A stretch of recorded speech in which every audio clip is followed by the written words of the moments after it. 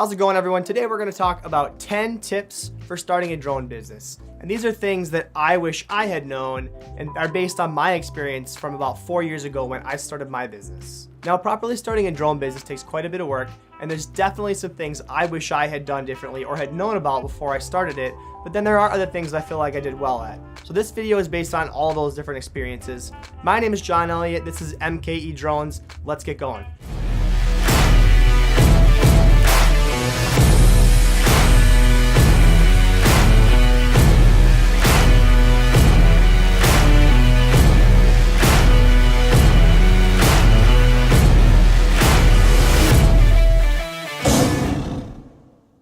Let me start out by saying that I am not an accountant and I am not an attorney. I'm simply here just giving advice based on my experiences with my business, and hopefully if you're looking at starting a drone business, some of these things will help you out as well.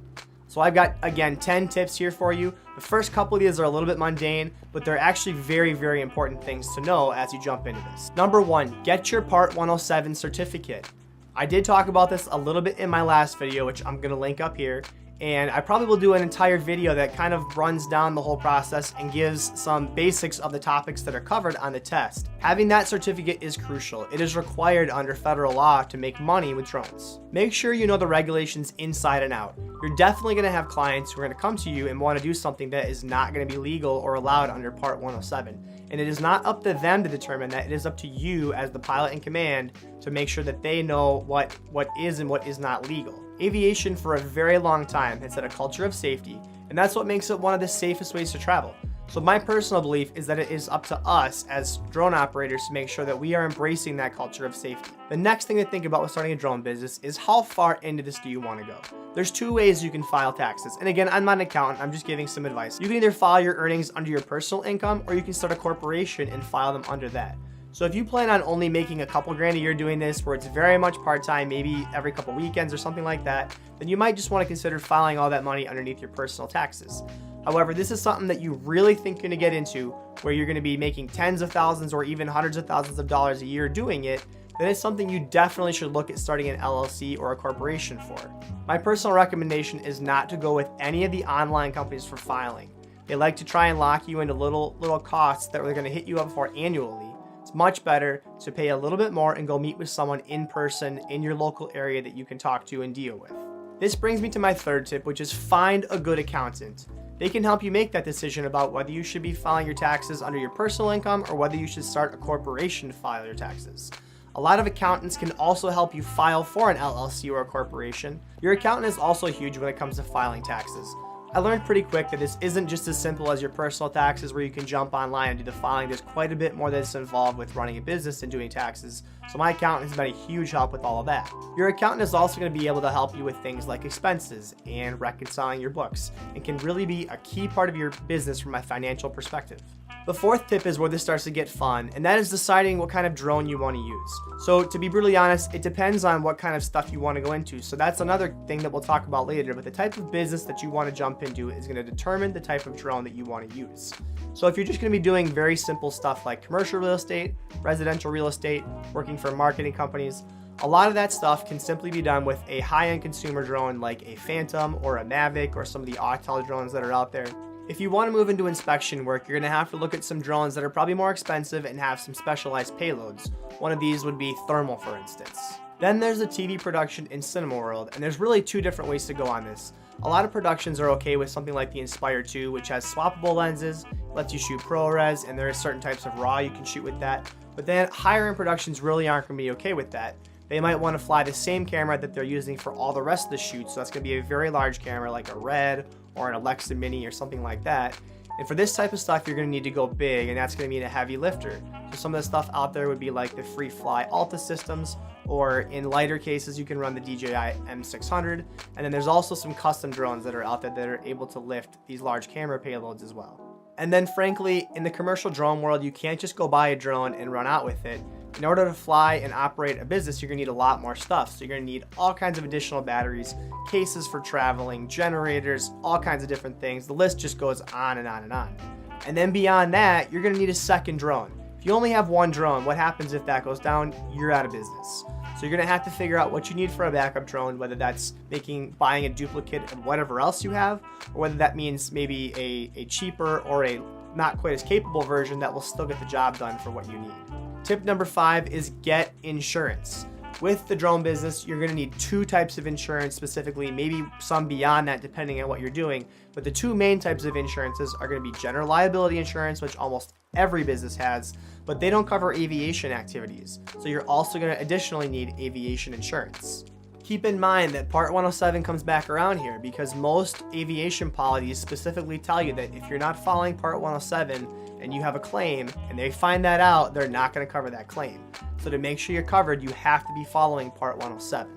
I am planning on doing a video soon with my insurance agent where I'll have him come in, he'll sit down, we'll talk about some different things, so please look out for that. Number 6, build a great looking, easy to use website. I am not a developer at all by any means, and this is not a paid ad, but I did actually build my website using Squarespace, and to be honest, it is my #1 tool for bringing in leads. This is where people looking for drone services are gonna first have a take of your business. So this needs to be something that's easy to use, that looks great, has all kinds of amazing content, and is something that gives them confidence when they go to contact you.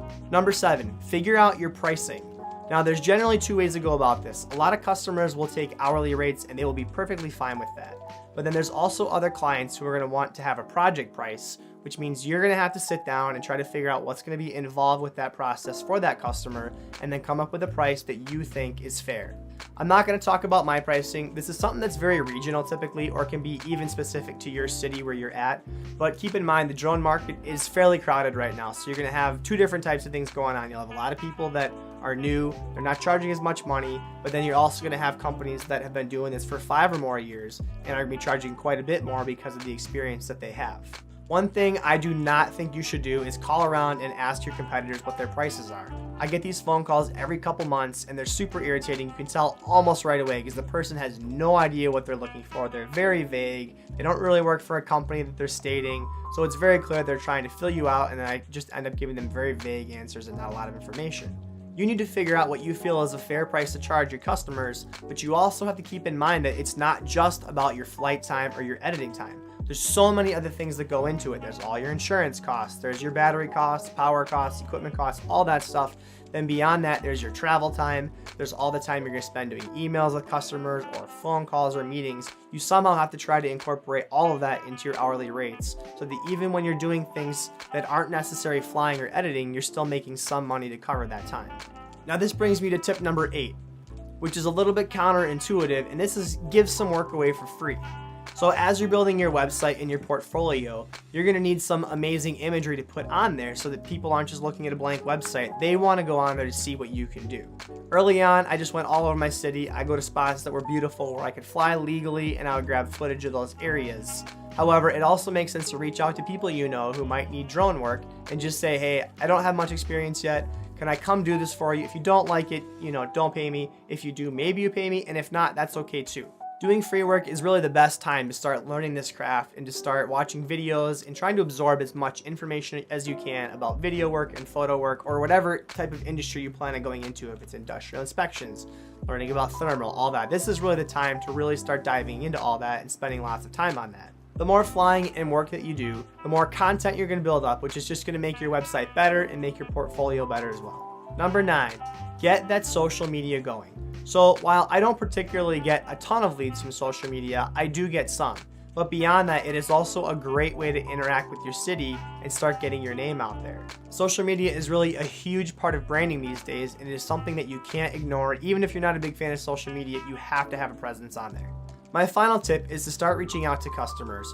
Early on, it's probably best to reach out to people that you know, and then it's also great to stick with an industry that you know. So for me, when I started out, I had about 10 years in construction. So it was really easy for me to talk to construction people, whether I knew them or not, because I had a background in that. So they were very comfortable with having me out to construction sites to do different things. A lot of my early marketing was simply pulling up lists of companies and straight up making old school phone calls. You can't beat that, trying to reach out to people, see who calls you back, or send them an email and let them know about you. Then as your website and your social media start to take off, things do tend to get a little bit easier from then on. But there's definitely a point early on when a ton of work has to go into actively reaching out to customers. I could probably come up with another 20 ideas, but for now we're going to stick with an even 10. I hope that whether you are thinking about starting up a drone business or maybe you just started the process of it, this will give you some things to think about that you may not have considered before. Thank you so much for watching. Please like this video, subscribe to my channel, check out my website and my social media links down below, and fly safe.